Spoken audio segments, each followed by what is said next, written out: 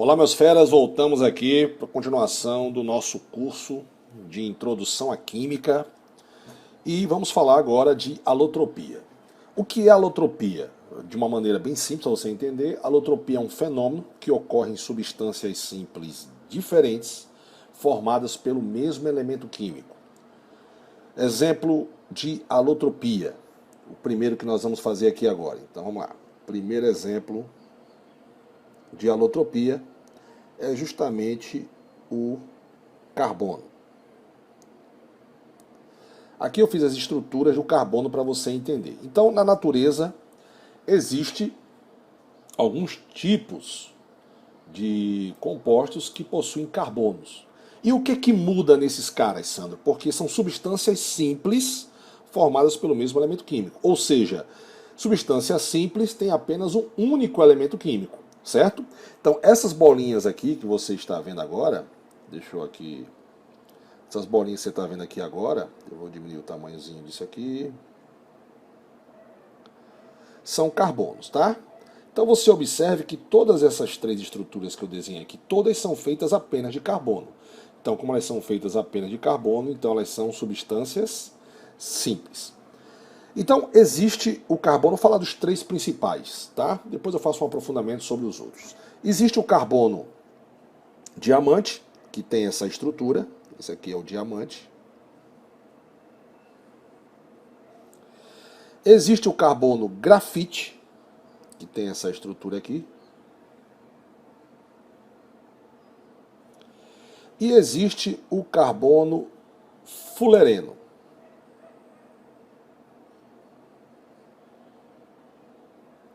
Certo? Eu deixei um pouco grossa, vou diminuir aqui a espessura do pincel. Observe que todas as três estruturas têm apenas carbonos, então eles são alótropos. São substâncias químicas diferentes formadas pelo mesmo elemento químico, carbono, ou seja, todas só têm carbono. E quando você tem esse fenômeno, a gente diz que o diamante é alótropo do carbono grafite, que são alótropos do fulereno. Beleza? Então, o que é alotropia? São substâncias simples diferentes formadas pelo mesmo elemento químico, certo? E é muito interessante porque eles têm características diferentes. Oxe, como, Sandrão? Por exemplo, pega aí o seu caderninho e anota aí. Por exemplo, vamos falar aqui do carbono grafite agora, esse cidadão. Anota aí. Por exemplo, características do carbono grafite, né? Que você está vendo, é um composto que tem extensas camadas, certo? Você está vendo que essas camadas estão aqui meio que em paralelo, né? Uma com a outra, certo? Então é um composto que tem extensas camadas de átomos de carbono, que eu já mostrei para vocês aqui, ó, os átomozinhos de carbono aqui, certo? Que forma esse tipo de folha. É uma folha que, ou anéis, né, unidos, ele tem os anéis unidos e uma folha sobre a outra, certo? E isso aqui é bacana porque ela permite que essa estrutura deslize uma sobre as outras, certo? Facilitando, isso aqui faz com que esse deslizamento, né, uma sobre as outras, faz com que, por exemplo, você escreva com lápis, com grafite, né? Porque o grafite que você escrevendo, que você está assistindo essa aula bacana e escrevendo aí, o grafite ele tem justamente carbono grafite, que é uma fórmula alotrópica do carbono, certo? E a título de conhecimento, só para você, né? Grafos vem do grego, né? Que significa escrita, por isso que é grafite, certo? E o grafite também permite que ele seja usado em lubrificantes, anota aí, principalmente em altíssimas temperaturas. Deixa eu fazer de outra cor aqui. Principalmente em altíssimas temperaturas. Bacana?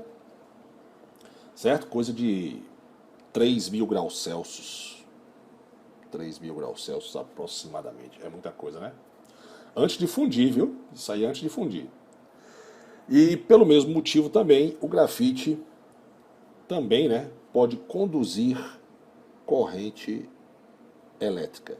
Ou seja, ele é um bom condutor aí, razoável, né, de corrente elétrica. Beleza? E a gente vai ver lá em eletrólise que o grafite também pode servir como eletrodo. Eletrodo. Certo? Às vezes eu já falei para vocês quando eu paro assim um pouquinho, porque eu estou aumentando a tela e diminuindo, mas você não vê para ficar mais fácil para escrever. Certo? Beleza? Sandrão, fala alguma coisa sobre o diamante. Pronto, diamante. Sonho de consumo feminino, né? Diamante. Ela é uma estrutura natural, né? O diamante, ele é encontrado na natureza. Ele é a mais dura que existe, até na minha aula aqui mesmo, você já acompanhou, que eu pergunto a você, quem é mais tenaz, o diamante ou o aço? E quem é mais duro, o diamante ou o aço? Né? Dureza é a capacidade que um elemento químico tem de arrancar pedaço do outro. Pois é, o diamante, ele arranca pedaço do aço. Em compensação, o aço é mais tenaz que o diamante. Por que, Sandrão? Porque ele absorve choque mecânico com maior facilidade. Você pegar um martelo e bater em cima do diamante, meu amigo, o diamante facilmente vai ficar em pedacinhos, não é? Beleza? Então, o diamante é um dos caras de maior dureza, né? Na natureza, é um dos caras de maior dureza. Beleza? Sem falar que ele tem alto índice de refração. A letra tá horrível. Um alto índice de refração que espalha a luz. Beleza? Ainda é melhor do que um prisma, na verdade. O nosso querido o diamante ainda é melhor como refração, né? Índice de refração dele ainda é mais eficiente do que um vidro. Um vidro que é uma estrutura amorfa. Grave esse nome, certo? Sandrão, o que são estrutura amorfo, né? Amorfo. Amorfo são estruturas que não tem, que são aleatórios, não são estruturas que são espacialmente organizadas, bem feitinhas. Por exemplo, que nós vamos falar daqui a pouco, o nosso querido fulereno, certo? Então, amorfo, grave isso aí. Existe o carbono amorfo, né? Que são os carbonos fulereno e o negro de fumo. Fora esses alotrópicos aqui do carbono, nós ainda temos mais alguns que são, você pode até anotar aí, que são, deixa eu anotar aqui em cima, são os nanotubos. Nanotubos são estruturas alótropas do carbonos, ou até mesmo nanoespumas, certo? São formados apenas por carbonos. Voltando aqui um pouquinho a falar do diamante, né? Que fala, os diamantes são eternos. Mas o diamante não é feito de carbono. Então, o carbono ele pode ser queimado, né? E transformado em dióxido de carbono. Ou monóxido de carbono, né? Se for uma combustão incompleta, no caso, né? Beleza, galera? Então, já sabemos o que são alótropos. Deixa eu... Agora, falar um pouco aqui do fulereno, que eu ia esquecendo, né? Ele é o único alótropo molecular. Grave esse nomezinho. Ele é o único alótropo molecular. Molecular. Sandrão, o que quer dizer isso? Quer dizer que ele é formado por molécula, né? Ele é um aglomerado de átomos. Na verdade, essas duas estruturas aqui, ó, né, o carbono grafite, o carbono diamante e o carbono grafite, na verdade, eles são formados por milhares de átomos de carbono aglomerado. Já o fulereno não. Ele tem uma fórmula molecular. Por exemplo, o mais conhecido é o C60. ele tem assim essa forma de meio de bola de futebol, né? Ou seja, é o que tem, uma estrutura que tem 60 carbonos. Observe que é limitada a quantidade de carbonos, né? Mas existe também funelenos com 20 carbonos e existe também o com 70, o C20 e o C70. Bacana? Então, o primeiro, cara, qual o primeiro elemento químico que sofre alotropia? O carbono. Eu consigo ter substâncias simples diferentes formadas pelo mesmo elemento químico. Aí a gente diz o seguinte, que o carbono de diamante é alótropo do grafite, que é alótropo do funeleno. Beleza? Não esqueça disso. Bacana? Agora vamos para o segundo. Quem é o segundo, Sandrão? O segundo alótropo que nós vamos estudar agora é justamente o alótropo do oxigênio. Certo? O oxigênio. E aí você já vê aqui na estrutura que eu tenho o O2, essas bolinhas verdes, cada um está representando um átomo de oxigênio. Então eu tenho aí o oxigênio, certo? Então são substâncias simples. O que é uma substância simples, volto a repetir, formadas pelo único elemento químico. Aqui eu só tenho oxigênio, aqui eu também só tenho oxigênio. A diferença dos dois está justamente na quantidade de átomos. Aqui eu tenho 2 átomos de oxigênio, aqui eu tenho 3. Então, ozônio e oxigênio. Eu vou escrever aqui, né, para você, né? O gás, deixa eu aumentar a tela e apoiar a mão aqui. O gás oxigênio e o ozônio, eles são alótropos. Por que são alótropos, Sandrão? Porque são substâncias simples formadas pelo mesmo elemento químico, certo? E interessante que eles têm propriedades também diferentes. Qual é a diferença deles? Vamos fazer aqui para lembrar. O oxigênio é composto por 2 átomos, certo? Como está mostrando na imagem aí. Outra coisa importante, ele é mais estável, certo? Ele é mais estável do que o ozônio. Ele é incolor e inodoro, ou seja, não tem cheiro e não tem cor. Já o nosso querido ozônio, ele é menos estável que o oxigênio, né? Deixa eu aumentar aqui, menos estável que o oxigênio, certo? Possui 3 átomos de carbono, como você está vendo aqui, ó, 3 átomos, ou 3 átomos de oxigênio, desculpa, 3 átomos de oxigênio, e é menos estável, ou seja, mais instável. E qual é a diferença dele? A gente respira O2.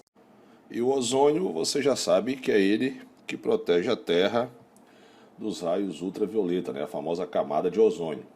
E 2 coisas interessantes sobre ele: enquanto o nosso querido oxigênio ele é incolor e inodoro, o ozônio ele tem cor, certo? A cor dele, vou até mudar aqui, ele tem uma cor azul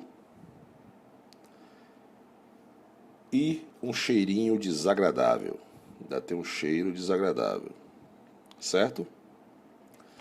Bacana, galera? Então vamos lá, vamos ver o próximo elemento químico que sofre alotropia. Bom, o próximo elemento químico que sofre alotropia é o enxofre, né? O enxofre tem várias formas alotrópicas, né? Existe o enxofre S2, S4, S6 e temos aqui o nosso S8.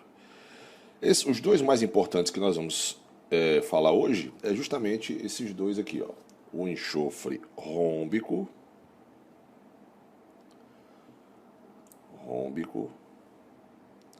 e o monoclínico. Bacana? As duas formas são formas alotrópicas diferentes. Oxe, Sandrão, são diferentes? São. São duas formas alotrópicas que todas duas são constituídas por 8. Deixa eu voltar aqui. Eu apaguei. 8 átomos de enxofre. Geralmente eles são organizados dessa maneira aqui, ó. Deixa eu ver se eu consigo desenhar para você. Enxofre. Assim, ó.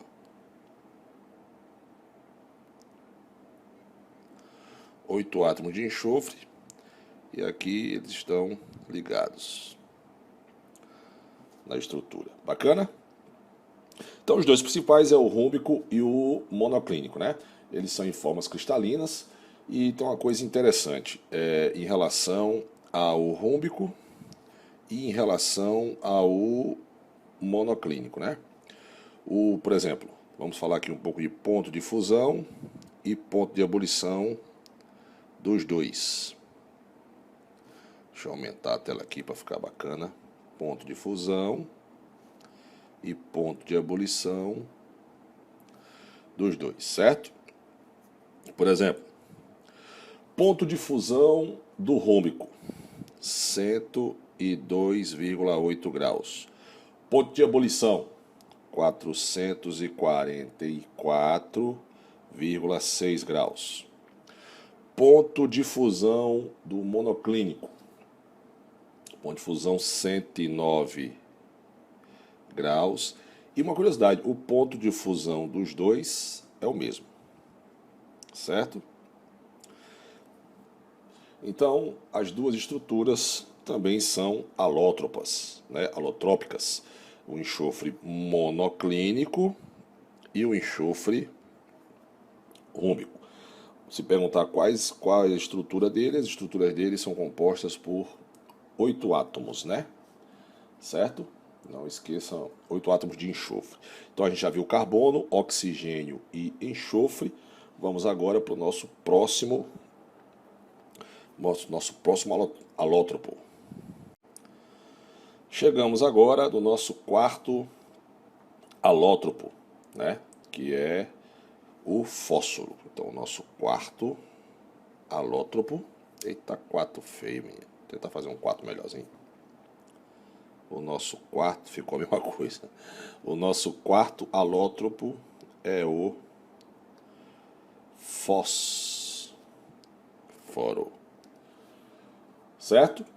E o fósforo, nós temos dois. Na verdade, nós temos o fósforo negro, vou falar dele daqui a pouco, tá bom? Nós temos o fósforo vermelho. Nós temos o fósforo vermelho. E o fósforo branco. Observe que o fósforo branco, ele é uma pirâmide. Deixa eu ver se eu consigo desenhar aqui, ó. Ele é uma pirâmide com 4 átomos de fósforo. Tanto é que a sua fórmula é P4. Já o fósforo vermelho é uma união de vários pirâmides de P4. Por isso que a gente diz que a fórmula dele é PN. N de infinitas estruturas, né? Então, aqui a atomicidade do fósforo branco é 4 e a atomicidade do fósforo vermelho é N, infinito. Então vamos lá, vamos falar algumas características dos dois para a gente saber diferenciar algumas coisas. Então você anota aí no seu caderninho algumas características que tem o nosso querido fósforo branco. Primeiro aí, né?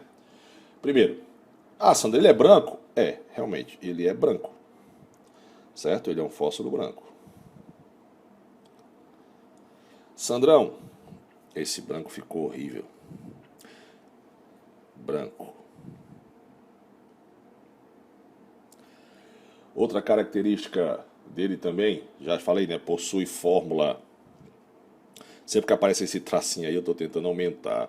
e diminuir a tela para ficar mais fácil para escrever. Então, sua fórmula é P4, certo? Isso eu já falei. Outra característica do fósforo branco, se ele entrar em contato com o ar, com o O2, né, ele pode sofrer combustão. Anota aí, combustão. Beleza? Então, sendo por isso que ele é conservado dentro de recipientes com água. Ele não pode entrar em contato com o ar, certo? Outra, como ele entra em combustão fácil em contato com o ar, onde é que a gente encontra, onde ele é utilizado, né? Ele é utilizado como ele sofre combustão com ar, ele é utilizado, anota aí, em bombas incendiárias, granadas e também, aliás, granadas luminosas e bombas incendiárias. Bacana? Certo? Ele tem um cheirinho de alho. Ele tem um cheiro de alho, né? E ele é fosforescente. Ele é fosforescente. Ele é fosforescente e altamente tóxico, certo? Bacana, certo? E se ele for aquecido, né? E se ele for aquecido, ele pode se transformar no nosso querido fósforo vermelho, que é o carinha que a gente vai falar exatamente agora nesse momento, certo? Primeiro, ele é menos reativo. Ele é menos reativo, certo? Não possui estrutura definida, né? Porque a estrutura dele ele por ser ele é um grão, né? Ele é um grão de pó formado por milhões de estruturas dessa aqui, ó, milhões de moléculas unidas, fazendo uma cadeia longa, certo? Como um polímero, beleza? Então, ele é menos reativo e ele é formado por milhões de moléculas unidas, dando origem a uma cadeia longa. Por isso que ele é representado pela fórmula PN, certo? Ele não é venenoso, não é venenoso, venenoso,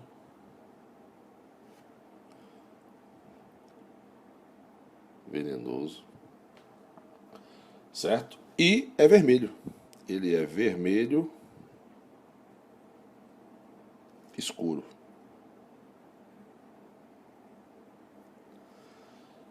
Bacana, certo? Ele, uma coisa interessante, às vezes o aluno pergunta, Sandrão, o fósforo tem fósforo? Tem. O fósforo ele não tem na cabeça, né? Na cabeça do fósforo você encontra o fósforo na forma de P4S3, mas o fósforo realmente ele está na lateral da caixinha de fósforo. Ele está aqui na lateral, né? Porque como ele pega fogo fácil, se você tem uma caixinha cheia de fósforozinho, ao atritar, você pode causar um acidente, né? Então, por isso que o fósforo geralmente vem do lado, né? Dentro da caixinha de fósforo, ele vem nessa fórmulazinha aqui com P4S3. Bacana? Um aprofundamento do Sandrão para você aqui, que eu vou colocar como observação. Observação do tio Sandrão, certo? É que o fósforo negro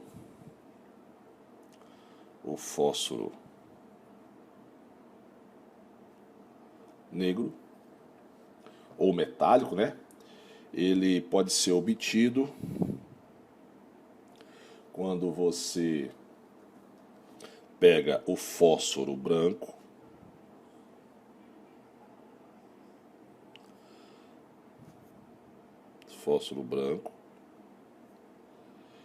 e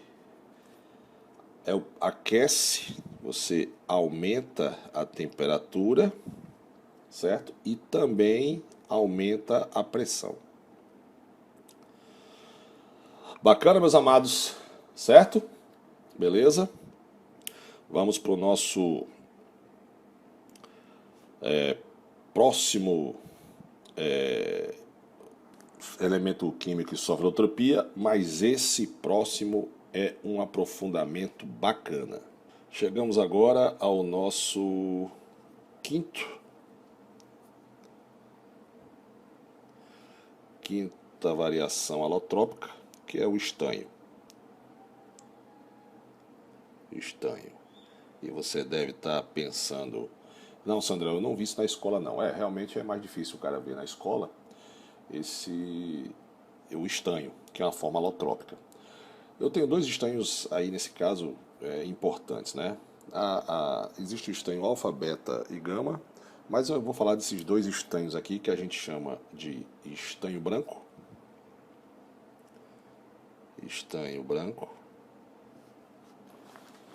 e de estanho cinza, certo? Qual a característica deles? Você pode observar que o branco ele é organizado, ele tem uma organização estrutural de tetragonal de corpo centrado, que é essa imagenzinha aqui. E eu tenho a estrutura cúbica, que é essa aqui, que é a do cinza, que é semelhante, se você voltar no início da aula lá, que é semelhante ao diamante, certo?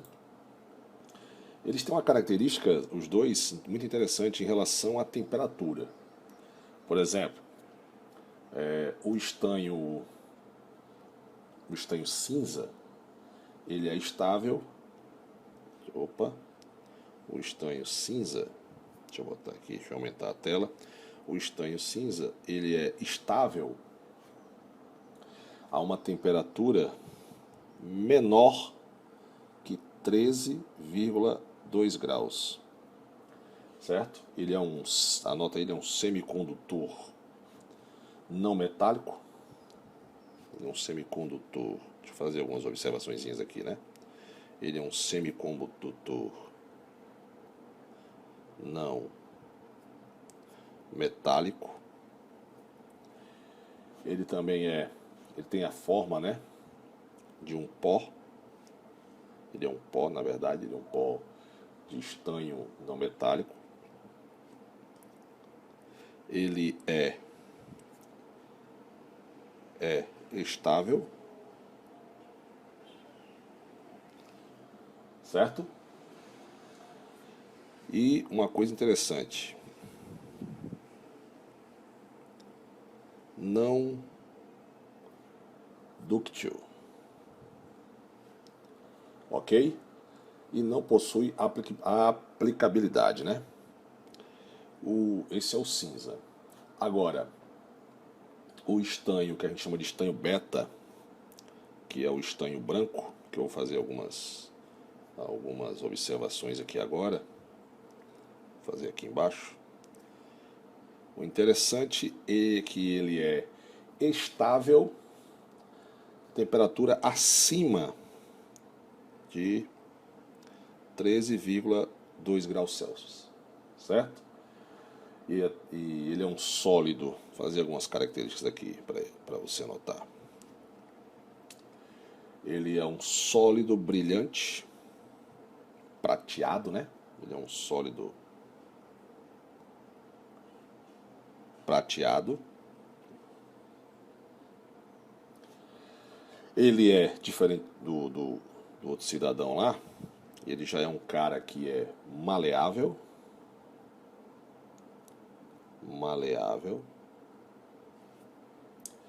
E também bom condutor. Eu tentando aumentar a tela para ficar mais fácil de escrever. Condutor. Certo? E a forma mais conhecida do estanho, né? Apresenta o estanho branco, ele tem inúmeras aplicações, né, domésticas e na tecnologia, né? Como as ligas de bronze, solda, revestimento de aço e de cobre, além de peças artesanais, como taças, bandejas, aqueles castiçais bonitos, né? Beleza? Então tá aí, ó, o estanho branco e o estanho cinza, um aprofundamento bacana para você aí, tá? E aí Sandrão sempre dá um macetezinho. A gente aprendeu que aqui, ó, fósforo, enxofre, oxigênio e carbono, certo? Daqui eu sempre gosto de fazer um macetezinho para você não esquecer, que é o seguinte: quais são os 3 elementos químicos que sofrem alotropia? Carbono, oxigênio, enxofre e fósforo. Esse a nível de ensino médio, né? Isso aqui dá um macete, que é o famoso COSP. Oh, desculpa aí pela nojeira, mas você pelo menos grava. COSP, carbono, oxigênio, enxofre e fósforo. Agora, lembrando uma coisa: o oxigênio, ele é alótropo do ozônio, certo? Ele não é alótropo do carbono, diamante, grafite e funeleno. Não. É o carbono diamante que é alótropo do grafite, que é alótropo do funeleno. Aqui, ó. O enxofre rômbico é alótropo do monoclínico e não dos outros. O fósforo vermelho é alótropo do branco e do negro, certo? Não é dos outros. Bacana? O estanho branco é alótropo do estanho cinza, certo? Então você já sabe, já viu o macete aí. Espero que tenha gostado e agora vamos fazer exercício sobre esse assunto. Bacana? Vamos lá?